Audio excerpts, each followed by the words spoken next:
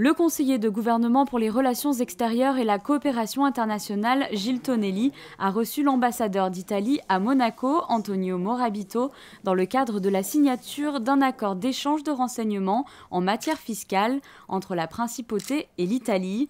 Jean Castellini, conseiller de gouvernement pour les finances et l'économie, était également présent ce lundi matin.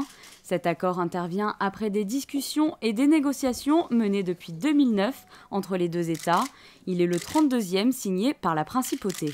Ce qui est important pour nous, c'est que dans le droit fil de ce que nous avons amorcé il y a plusieurs années, tous les efforts de Monaco sur la scène internationale soient reconnus et que plus particulièrement concernant le cas de l'Italie, la signature d'aujourd'hui nous permet à la fois de sortir d'un certain nombre de listes dites listes noires ou listes discriminatoires qui handicapaient notamment les relations commerciales entre l'Italie et la Principauté de Monaco.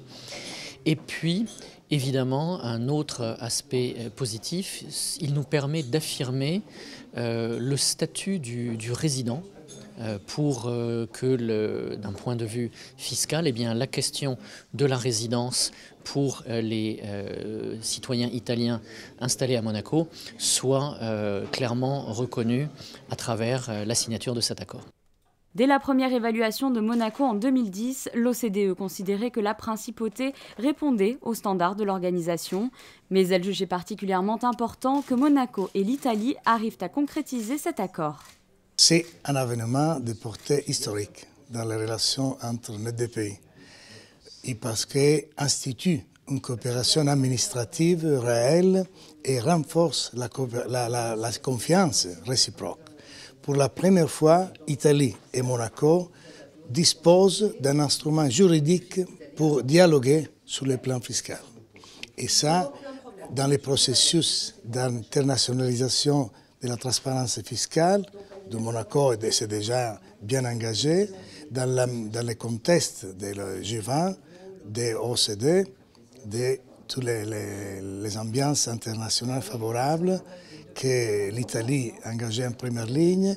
Et dans ce moment d'aujourd'hui, dans ce moment vraiment historique, on va travailler avec Monaco aussi. À noter qu'en annexe de cet accord a été ajouté un protocole concernant le programme de déclaration volontaire qui permet aux personnes désireuses de régulariser leurs avoirs placés à l'étranger et en l'occurrence à Monaco, d'effectuer les démarches nécessaires auprès des autorités italiennes, un pas important vers toujours plus de transparence et de coopération fiscale.